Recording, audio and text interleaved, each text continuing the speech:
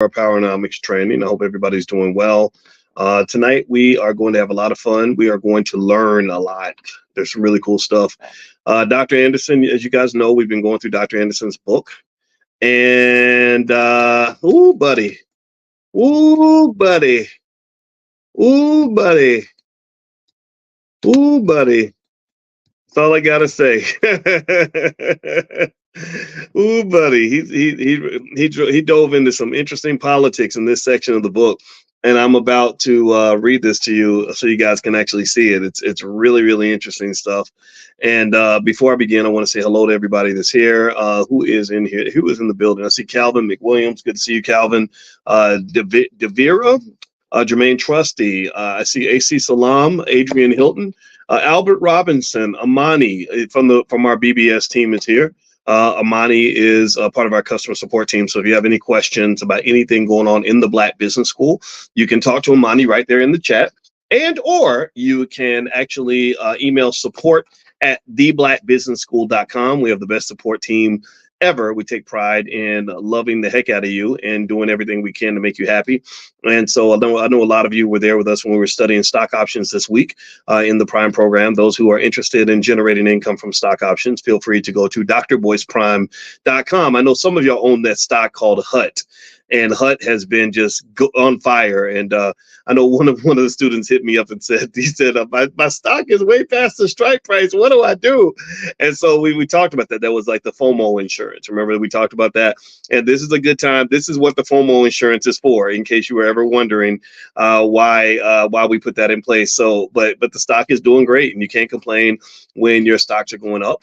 When you're making money, I'm really happy for you. So congratulations to everybody that's doing well this week. This is a great stock market, by the way, just as a side note. But anyway, let's dig more into some of what Dr. Anderson is talking about this week. So as you guys know, we've been going through Dr. Anderson's book. His book is called The Black History Reader. And in this book, he is telling us all about the history that we never learned in school, all the stuff that we need to know to move forward with intelligence and integrity, in terms of just sort of knowing what the next steps need to be, how we can really be our best selves, how we can fight the reparations battle in the right way. You need full information because I will tell you that most of the evidence says to me that we have been lied to like crazy, that the lies are very, very deep. The lies are intergenerational. The lies are based on good old fashioned propaganda. And I think it's extremely important for us to educate our own. And that's actually going to be one of the themes and discussions we're going to have with our many, many educational experts that we're going to have at the All Black National Convention. I hope you guys will go ahead and get your tickets and your passes and get ready for the convention. If you want to know more about the convention, it's going to be in Chicago, October 25th to the 27th. And you can learn more at allblacknationalconvention.com. That's allblacknationalconvention.com. Brother Nuri Muhammad is going to be this year's keynote. That's the guy that I chose because I just think that he is amazing. And also Lamar Tyler, the Black millionaire maker, he's agreed to come out. We've got some other great people that are coming in terms of Constance Carter, real estate expert. Just so many great people that are going to be there that can really help you enhance your life. Educational experts, relationship experts. My wife, Dr. Alicia Watkins, is going to do a healing having event for those of you that want to heal. If you want to go into a space with her, she's got a partner named Lachelle. I don't have Lachelle's last name, but Lachelle is very good at the whole Reiki. She's a Reiki healer. So as I mentioned to you all, undiagnosed, untreated trauma is one of our biggest problems in the community. So we've got trauma experts that can help you heal. We've got a FitBrit, who is a fitness expert that can help you. We're going to have workout sessions in the morning. Those of you that are in the mastermind, we're going to have a private VIP session for you guys. Also, those of you that are in the Prime program, we're going to have a gathering for the Prime members. So to participate in all of that, I see some of you are asking about it. Just go to allblacknationalconvention.com, get your ticket, and also the discounted hotel rooms are going to run out very soon. So you should probably get on the website, get your discounted room. It's at the Westin, so it's very nice and classy, but not too expensive, right? So like in 2021, it was an amazing convention in Orlando. It was right after the pandemic, kind of still in the middle of it a little bit. And it was really nice, very glamorous and luxurious and beautiful. But I kind of felt like it kind of went a little too far to that end. And so when some of you reached out, I heard you, and when you said that you'd like something that's more affordable for families. So we wanted to sort of find that middle range, nothing dusty, but nothing snobby. right? And so this Westin hotel is very, very nice and comfortable, and the rates, the rooms are about 130, and so we are well designed for kids and everything else. So we're going to cover everything: economics, real estate, crypto. We got crypto experts coming.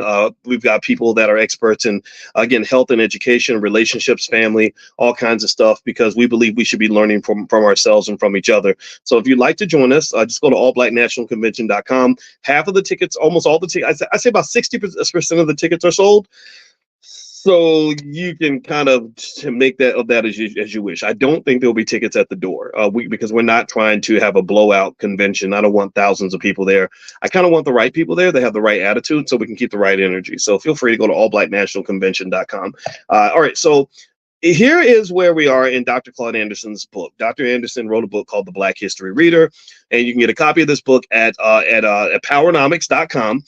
Every black child in America, every black person in America should read this book. Every white person in America needs to read it, but they may not want to read it.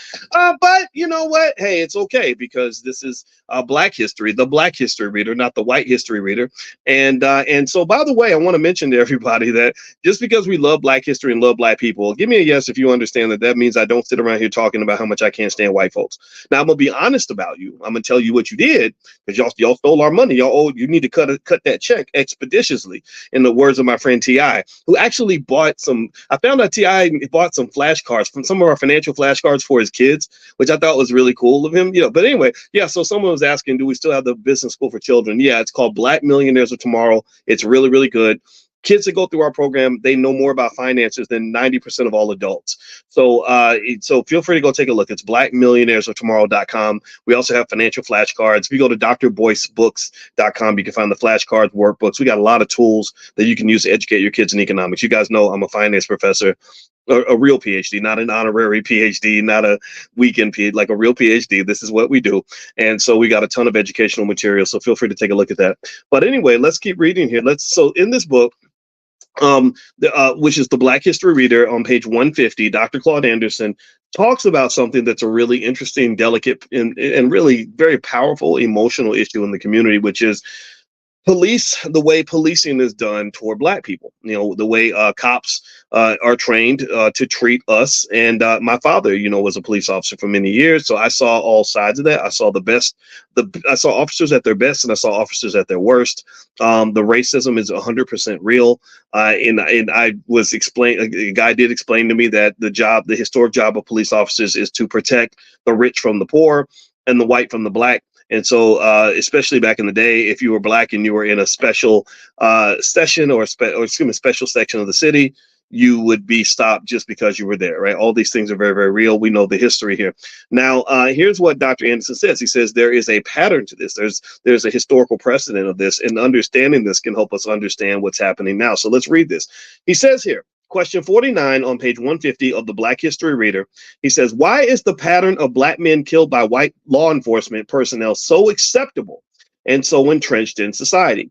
He says, for centuries, America has been a killing field for young Black men, especially by white law enforcement. Although a long historical pattern of incidents in recent years,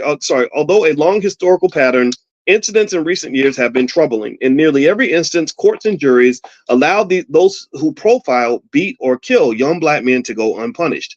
Why? Because the underclass status of Blacks, which caused them to have unique historical experiences, is codified in this nation's revered founding documents. The Constitution of the United States and the Bill of Rights declare America a land of exceptionalism, the cradle of democracy, and a nation that values immigrants. Blacks were exceptional too. They were the nation's only non-immigrants. They were valued only as human property, entitled to be treated just like field animals. This lack of respect for a Black man's life, rights, and contributions became infused into the nation's national spirit and codified into the legal and political infrastructure. America's perception of Black men was framed by the U.S. Supreme Court's infamous 1857 Dred Scott decision. A Black slave declared that he was free because he had visited and temporarily lived in a free state. The Supreme Court ruled, however, that, quote, a Black man has no rights which a white man is bound to respect. This infamous ruling, never reversed in over 150 years, has been locked into the culture and collective American psyche and passed down from generation to generation of ethnic whites. The first lesson immigrants learn when they come to this country is that they are prized and valued over native Black Americans. This prevailing attitude impacts every aspect of how our political and law enforcement systems view and treat Blacks. This nation's public policies of benign neglect and political correctness further depreciated the value and rights of Black Americans. Those policies were constructed to kill off the Black civil rights movement of the 1960s and to make all forms of Blackness invisible. The policy of benign neglect, this is where they neglect you and just kind of ignore you, and rather than say directly addressing you, just no attention, no interest, just you're just there. This policy of benign neglect took the focus off of Blacks and over the course of the next half century morphed into political correctness and diversity, policies that do not distinguish or aid Blacks. The views of law enforcement and society in general carry the legacies of slavery, Jim Crow semi-slavery, and the Dred Scott decision. Having relinquished the few concrete gains made during the civil rights movement, Blacks have slid back into a powerless underclass status. Blacks, however, should not be treated as guests in America. This nation was founded on the blood, sweat, and labor of millions of Blacks who were denied their very humanity and the fruits of their labor. The newly fabricated class groups, especially immigrants, inherit unearned benefits, respect, and rights to which Blacks were entitled but never received. The larger society adds further insult to injury when it participates in public dialogue that gives the false impression that all people and groups have contributed equally to the development of this nation. This is a convenient myth. The racial problems between law enforcement and Black men will not abate until this nation addresses the exceptional history and achievements of Black Americans. Police power is freely exercised against Black men who are perceived as obsolete and powerless to do little more than march or riot. The larger society has a responsibility to resolve the long-standing dehumanization of Blacks that is contained in the foundation documents and to erase the emanating legal precedents. The tension between law enforcement and Blacks will never abate as long as whites own and control 98% of all the nation's wealth. 98% of all the nation's wealth, income, businesses, land, privileges, and all levels of government. The Dred Scott decision must be considered in any serious efforts to analyze the relationship between Blacks and law enforcement. Calls for healing, no matter how sincere, will not correct the problem. Understanding the historical context, however, would be a better beginning point. At least both groups would understand the importance of reversing the holding of Dred Scott and the contribution of the U.S. Constitution to the problem. So, according to Dr. Anderson, it seems that he's saying that the Dred Scott decision, in which they clearly stated that a Black man has no rights that a white man is bound to respect, that basically a white man is not expected to respect any of the rights of a Black man, and that decision was never reversed. So this is the America. Welcome to America. This is the country that you live in, where we are seen as not quite animals, but not quite human, kind of in that middle space, that 3/5 of a person kind of thing. And this does come out when you talk about policing.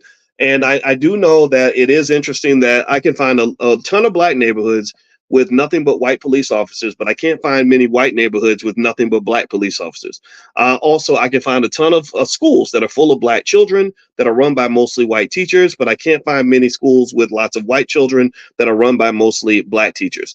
So to some extent, some of this disrespect is connected to this idea of a certain segment of society being seen as an overseer class, that their job is to basically be the parent and we're the child. They're the bus driver. We're riding the bus. They own the bus. They drive the bus. They decide where the bus is going to go. And we're just sort of sitting there because the more passengers they have on the bus, the more money that they make, the more. So when they put your children in that school, they make money because your child's coming to school. That's why they want your child at school, not because they care about them. They want them there because they get paid based on these children. So to some extent, you kind of become like a commodity. I always make that comparison with a KFC chicken. The more chickens I have, the more chickens I can sell. So you are, to some extent, a commodity. Until you take control of that commodity and see the value of that commodity, then it's always going to continue to happen. So effectively, Dr. Anderson seems to believe that the abuse by police is directly connected to ownership and control of this country. And so this is one of the reasons why ownership has to be an incredibly important value that we have in the community, because if you look at police killings and everything else, and if you were to sort it out by, say, I don't know, economic status and educational status and stuff like that, you'd probably notice some variation. You'd notice that they know who they can pick on and they know who they can't mess with. And so ultimately, I think that these things are definitely connected. But it's hard to have the conversation because people think that you're being elitist by saying that we should own things and control things, and then that will make us less vulnerable. But the reality is that that is 100% true. So don't let them talk you into being vulnerable. Like, who do you trust? Why do you trust someone who has proven that they do not have your best interest at heart? Why would you trust those individuals to protect you and to keep you safe? I don't get that. I don't understand that.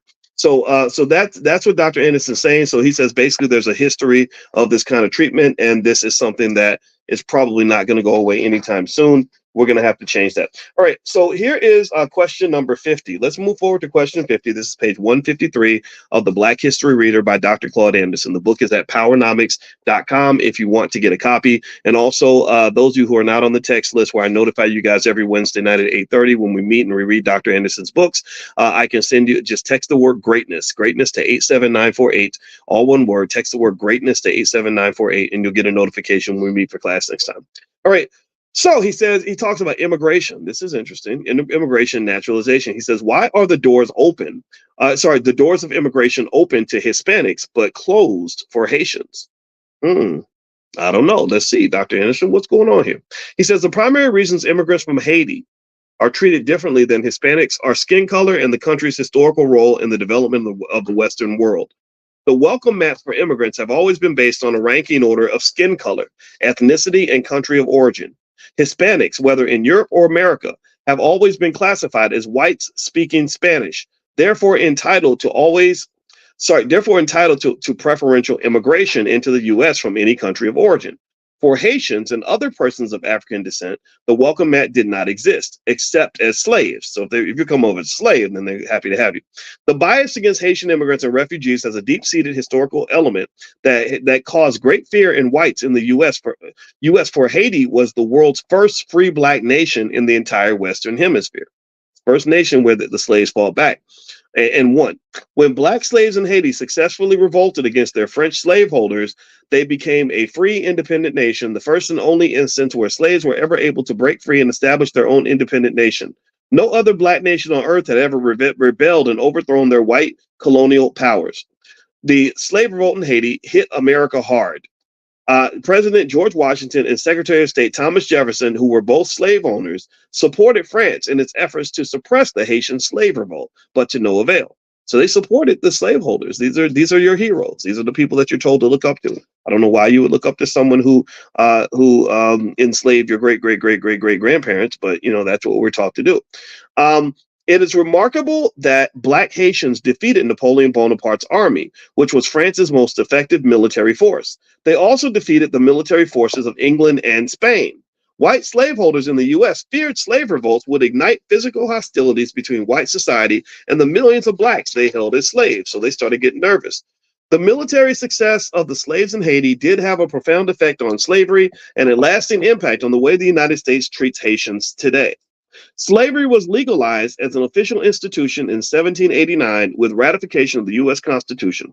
2 years later, in August 1791, Haitian slaves revolted and took control of the island. 4 months later, December 8th, 1791, frightened American slave owners persuaded the U.S. Congress to enact the second constitutional amendment that granted white citizens the right to have militias and required all white males between 18 and 45 to bear arms in the case of slave revolts. How many of y'all knew that? Give me a guess if you ever heard this before anywhere. Has anybody heard that before? Did you learn that? Did they teach you that in your public school?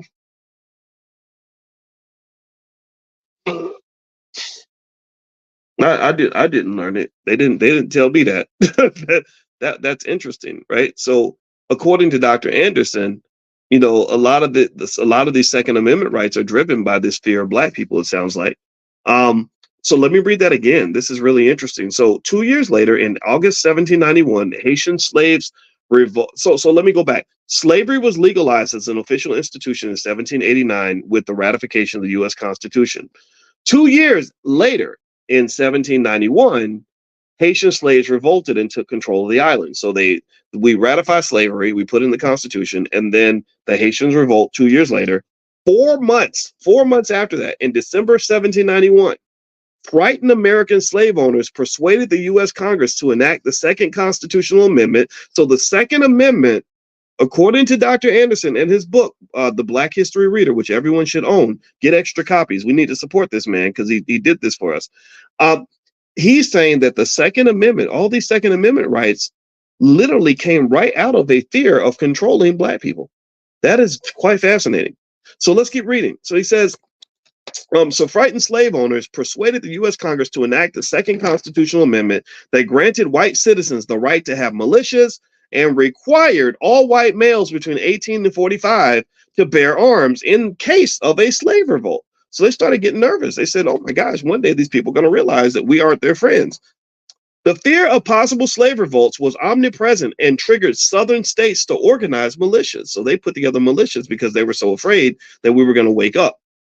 There were a few slave revolts in the U.S., but none of them succeeded. The key point in this historical recitation is that the fear generated by the successful Haitian revolt produced a hate and fear in whites toward Haitians. Haiti paid a high price for its military successes. The country was reviled, feared by all white nations of the world, precisely for its successful slave revolts, and Haiti was therefore isolated and crushed into deep poverty. The difference between the treatment of Hispanics and the treatment of Haitians seeking citizenship in America reflects racism and the lasting memories of the astounding victories of the Western Hemisphere by the poor, almost defenseless dark people in the most isolated nation in the Americas. The punishment to Haiti for its military achievements and the embarrassment that it inflicted on world superpowers is incorporated into America's enduring international policy. For instance, the 1823 Monroe Doctrine defined any intervention by external powers in the politics of the Americas as a potentially hostile act against the U.S. This prohibits Haiti from getting much foreign political aid from other countries. They cannot help themselves, and the U.S. will not allow others to help them. As recently as May 2017, the Washington Post reported that President Donald Trump's administration was treating Haitians in this country differently from other immigrants. To decide whether Haitians here in temporary protected status should be allowed to stay in the U.S., the administration has taken the unusual step of seeking data on criminal backgrounds and Haitian use of welfare benefits. Oh, and that hits funny knowing that they just having a free for all down at the border right now, and everybody and their mama's coming over here.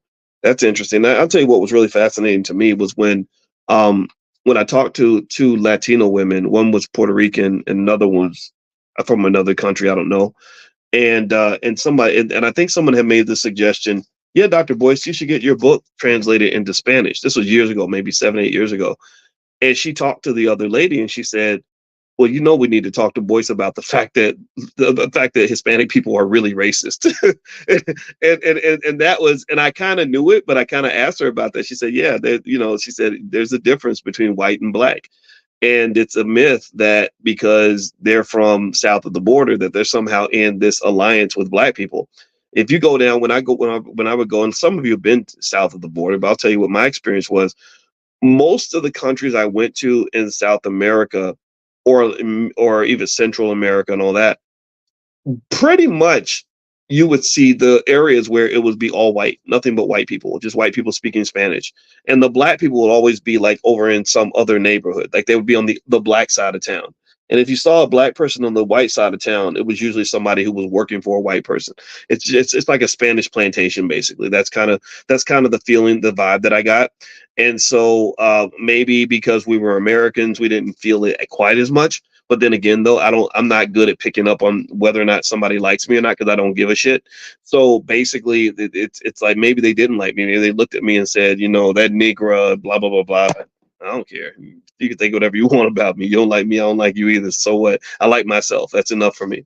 All right. So let me keep going here. All right. So here, the first naturalization law of 1790 permitted Let me make sure. Okay, the first naturalization law of 1790 permitted immigration only by Europeans. So this is how America went from being, I want to say 30 or 40% black to being like 13% and dropping. It's dropping. It's dropping a lot because the policies. I mean, you know what's happening right now, right? We're importing all the voters so they can replace black people because black people are starting to wake up. All right. So the first naturalization law of 1790 permitted immigration only by Europeans. In the 1960s, Congress modified that law in immigration policies. It replaced skin color preferences with country of origin, rank ordered based upon the historical number of immigrants who had migrated from Europe, Asia, and Middle Eastern and African countries. Since the ancestors of black slaves were never officially classified or registered as immigrants, the immigration quota for persons from black nations like Haiti was set at less than 1%. So what they said is that we're going to base the quotas on the historical record of how many people from your country have been let into the country before. Well, before that date, they didn't let black people in. So when they set the quota damn near close to zero. So this really did something in terms of really watering down the population. Okay, so let's keep going here. Civil rights leaders who had started making the shift from black to minority, people of color, and other euphemisms went along with the change in immigration law from European white to country of origin. The civil rights leaders did not have the support of sophisticated think tanks and were unable to foresee the devastating impact the new immigration policies would have on native blacks. The new immigration policy gave preferences to persons from Mexico and poor Central and South American countries seeking political asylum rather than economic opportunities. Using the new immigration focus in the 1960s, the John F. Kennedy administration initially initiated and approved a Cuban refugee program, which opened the floodgates to millions of Cubans who obtained citizenship in America for political as well as economic opportunities. Nearly 100% of Cuban refugees were classified as white. Are y'all hearing that? Nearly 100%. So they were importing white people. That's what he's saying here. They weren't importing black people because you can get quite a few. There's quite a few in Africa. But they didn't want that. They needed to make sure you were outnumbered. So nearly 100% of Cuban refugees were classified as white. Only a few dark or black Cubans entered the United States. So even when they brought Cubans over, they didn't want the black Cubans. They want the white ones. Haitian refugees have been treated with extreme prejudice. Their escape boats have been intercepted, pushed back into the water, the people left to drown. Those who made it to the U.S. have been deported, incarcerated, and rejected because of the interpretation that they seek economic opportunities rather than political asylum.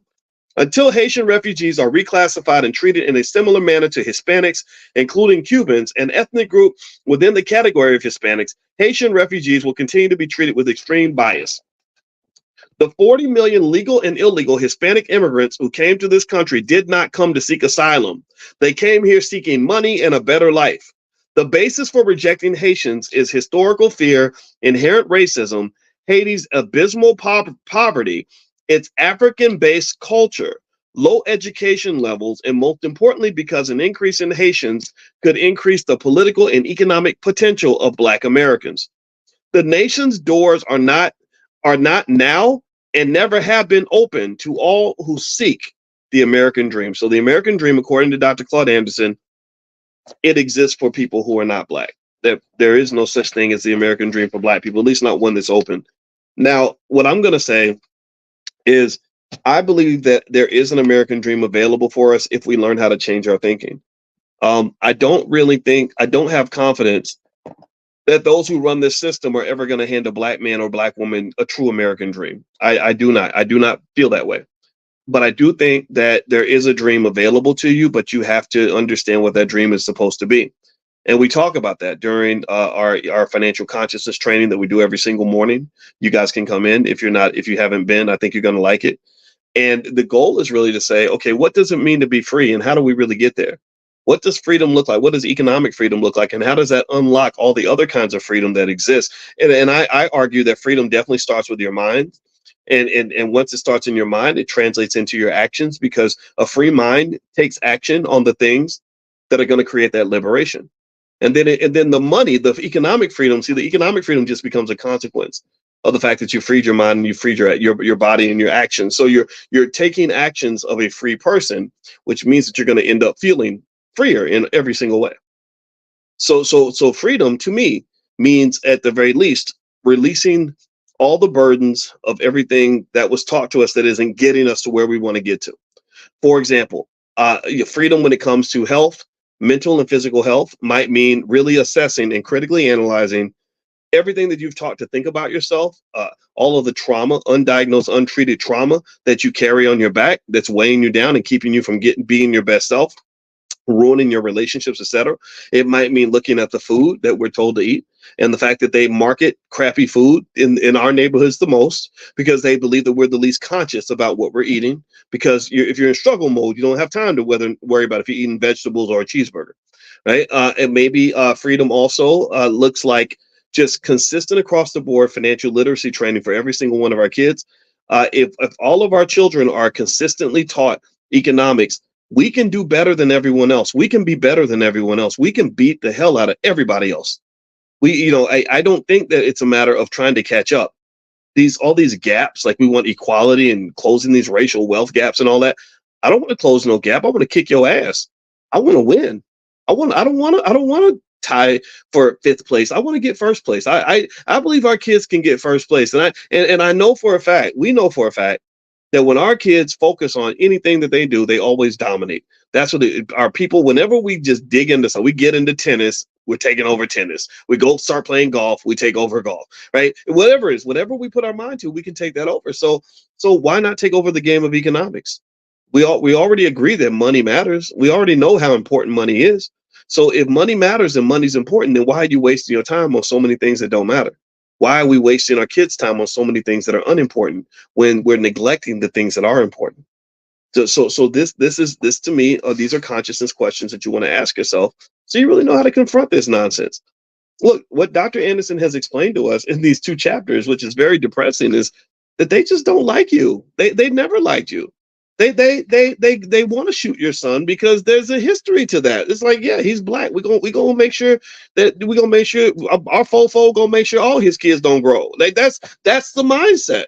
They don't want to see your son grow old. They don't want to see you living a safe, healthy, happy life. And if something tragic happens to you, no one's gonna really care unless you care about yourself. And then also he's saying that historically, and I've known this actually, but I'm glad he articulated it so well. When you talk about immigration policy has never been to the benefit of black people. So the idea that we are taught to support just anything that they want to do in terms of immigration is incredibly flawed thinking. It is incredibly flawed thinking. We can't sit here and just say, oh, yeah, well, that if so-and-so, if our favorite politician says it's okay, or if so-called black leaders, which really are Negro managers, if the Negro managers say it's okay, then we're going to go along with it. No, I'm not going along with anything Al Sharpton says because I know he's getting paid. I know that man's making money from this. I'm not saying you can't be a Democrat or Republican. You can do whatever you want. But I'm saying most of the so-called black leaders they're not really thinking about you first. They're thinking about themselves first, and then they're thinking about their bosses first. They're thinking about who's paying the bills first. Okay, so ultimately, this is the dilemma we face. The good news is that we have smart people in our community. We have lots and lots of scholars, thinkers, teachers, activists, parents, bricklayers, carpenters, business people, experts in all categories that can help us solve these issues. And I don't think you have to solve all the world's problems at once. Sure, it would be nice if we had $100 billion to work with, but you start with what you've got and you make the most of what you have. You preserve those resources and target them in the right way. One of the biggest resources you have is your mind and your time, right? And then if you're focused and you spend your time and your mind is focused on the problems that matter, and everybody's sort of chipping in and fixing something, whatever that looks like, then guess what? You get positive outcomes from that. Good things can occur. So let me, you know what I'm going to do? I'm going to read one more section from Dr. Anderson's book. And by the way, I know some of you were asking about, we did that session this week on how to invest in the stock market. I know some of you could not make it, but Amani is in the chat. If you want to get the recording or you want to join the Black Stock Market Program, I think Amani, can you get the code if somebody wants to join at that 82% discount for everybody that's in the book club? If you want to still get that discount, you can. It's 82% off now and forever, right? So the monthly fee for my stock market program is $89. I think it drops is like $16, and the code, I think it expired yesterday, but we can extend it for another day. So just talk to Amani in the chat and she can take care of you, or you can also email support@theblackbusinessschool.com and they can help you out. And then another thing too is that if you want to get a copy of my book, The 10 Commandments of Black Economic Power, or our financial flashcards or workbooks for children or anything, feel free to go to drboycebooks.com and use the code word book club, and that'll take 30% off anything in the store. So use the code word book club, all one word, drboycebooks.com. All right. So what Dr. Anderson asks here on page 156 of the Black History Reader is question 51. Is America now, or has it ever been, a colorblind society? That's a trick question. He says, America is not a colorblind society, nor has it ever been. It has always been color conscious and color specific, even before it existed as a formal entity. High-minded talks about colorblindedness and individual merit, maintains the racial status quo, and reinforces the historical pattern of race-based exclusion. Reverend Dr. Martin Luther King Jr. mistakenly thought the Constitution was colorblind, when in fact it was very color specific. The drafters knew they were consigning blacks to be property, equal to field animals. They intentionally denied blacks the fruits of their labor, education, votes, and personal movement. So when King and the Civil Rights Movement pushed for a colorblind society, it was lofty rhetoric that they could not have imagined how those words would be used against their cause. Conservative social forces captured the concept of colorblind equality, watch this now, and perverted the meaning to take color out of race. This well-meaning but unwise rhetorical phrase gave whites a tool to destroy corrective efforts for blacks. You know how they always say we don't want to discriminate, so that's why we're not going to pay you reparations, because that will be racist, right? That's what he's talking about. The color-specific Articles of Confederation and the U.S. Constitution were designed to be the nation's first affirmative action plan for the specific purpose of enriching, empowering, and valuing white skin by distributing to them nearly 100% of the nation's wealth, land, and privileges. The second purpose of the founding documents was to control, exploit, and subordinate all who did not possess white skin. As the nation's need for free labor and later cheap labor increased, a ranking order of skin color preference emerged and institutionalized itself in the social fabric of the society and its immigration policies. The intentional allocation of everything of value into the hands of whites created racial inequality, which was used to justify separating whites from blacks in all things.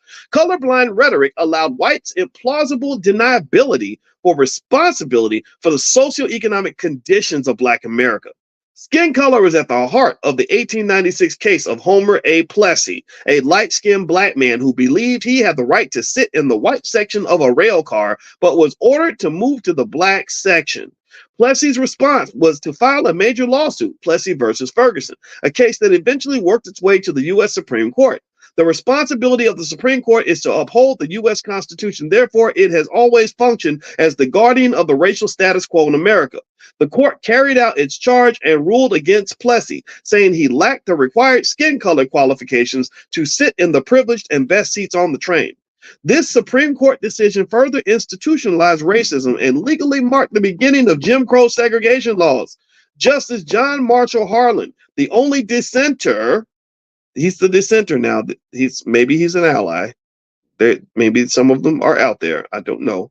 The only dissenter wrote the minority position in the court's ruling. He argued that the U.S. Constitution ought to be colorblind based upon the 13th and 14th Amendments of the Constitution. That was the first use of the term colorblind in the law. Justice Harlan was ignored, and mainstream society was racially segregated by law for another 50 years. Affirmative action skin color preferences and privileges were maintained for whites. During that time period, those with white skin continued to own and have access to the best communities, schools, food, housing, medical services, clothing, employment opportunities, and control of the government. With the Black Civil Rights Movement of the 1960s came a demand from Black citizens for whites to share and redistribute some of their ill-gotten privileges, preferences, and resources. Blacks wanted an affirmative action plan to restore the damages done to Black people. Like Justice Harlan, they wanted a colorblind society that did not consciously exclude and abuse Blacks based on skin color. Instead, they wanted whites to recognize black skin in a positive way and redistribute resources to them based upon a skin color preference. Conservatives were not to be outsmarted. They went back to the original social construct of the founding documents and flipped the script on blacks. Whites began to champion the words of Dr. King's dream of blacks being, quote, judged by the content of their character rather than the color of their skin, end quote. Anybody remember that quote? Anybody remember that? Judged by the content of their character rather than the color of their skin. Conservatives pretended that society was already colorblind and that it would be a travesty to show preference to black skin. Some blacks mounted a weak dissent, but as a group, they were outmaneuvered. Policy and laws therefore remained very color conscious in favor of whites and color blind toward black Americans. The concept of colorblind makes blacks invisible and unnecessary.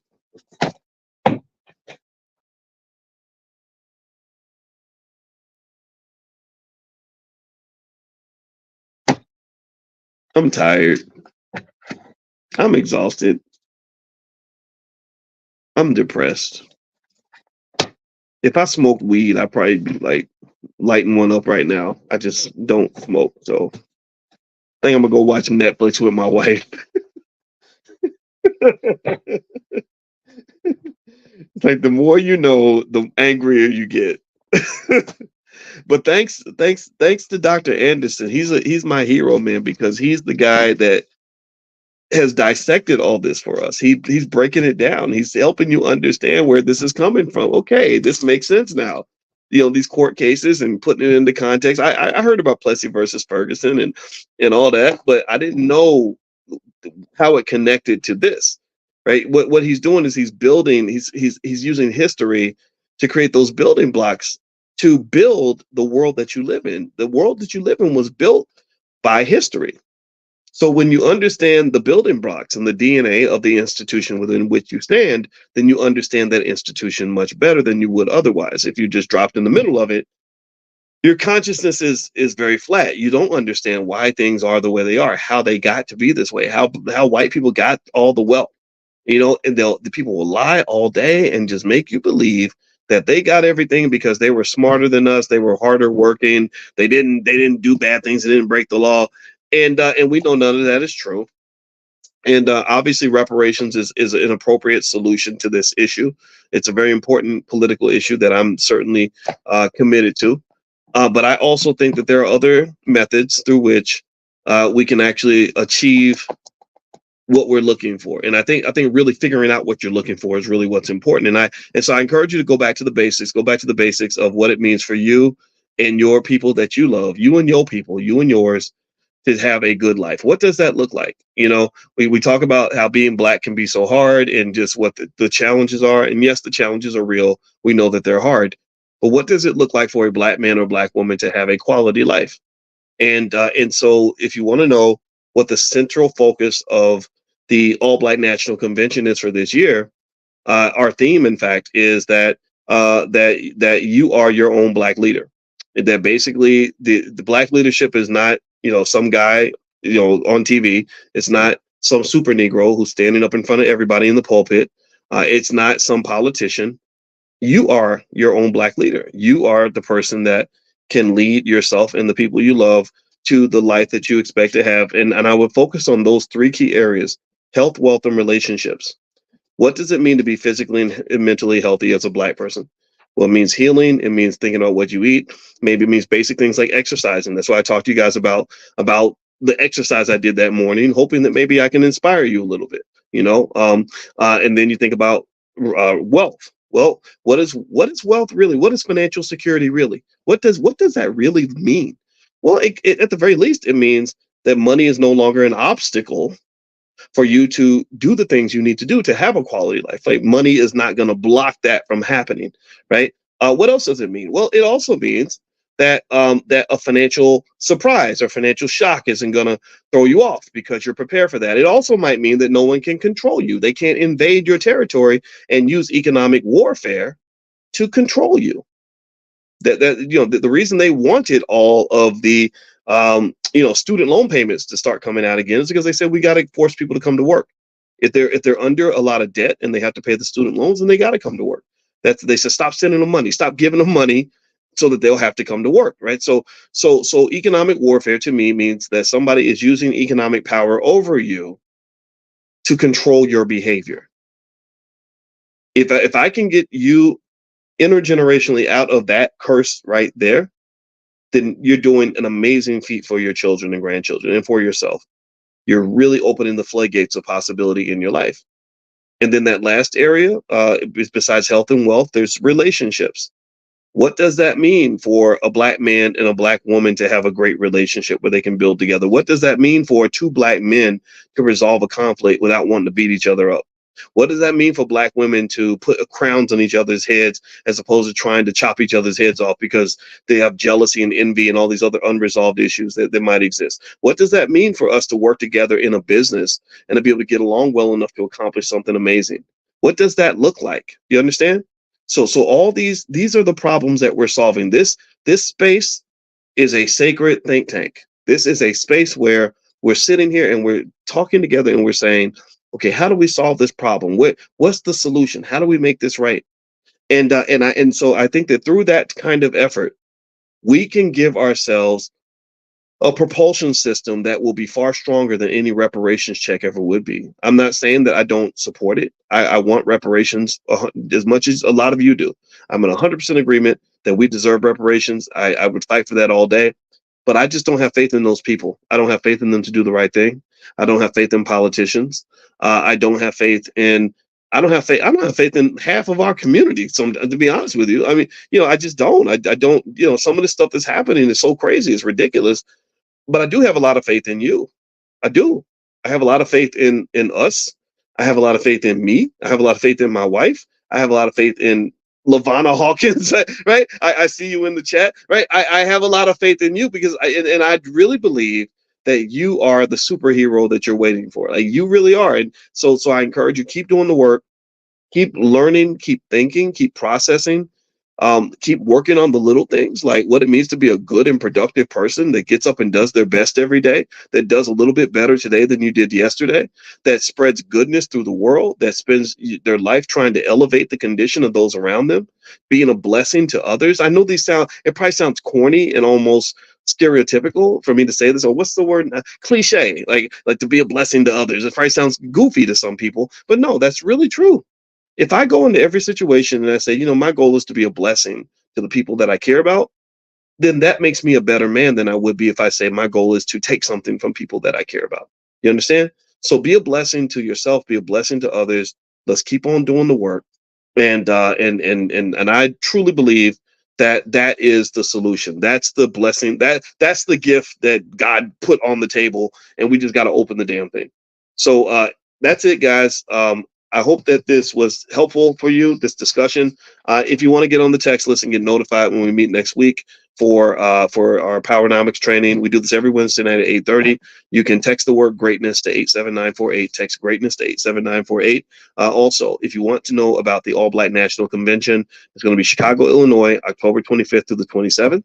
So feel free to go to allblacknationalconvention.com. We're going to have all kinds of experts and panels on everything from education to family to to stock market investing, real estate investing, how to buy land in Africa. Someone's going to do a session on that. We got experts in everything. It's an amazing space. It's the largest gathering of intelligent Black people in history anywhere ever. And also it is completely independent. So this is no corporate sponsorship. This is not Black leadership brought to you by McDonald's. This is not brought to you by the Democrat or the Republican parties. This is something that we're funding ourselves and we've created ourselves, and it's damn good. And the solutions are proper and powerful, and they get things done. So have a good day, everybody. I'll see you soon, and love you. Talk to you guys later. Bye-bye.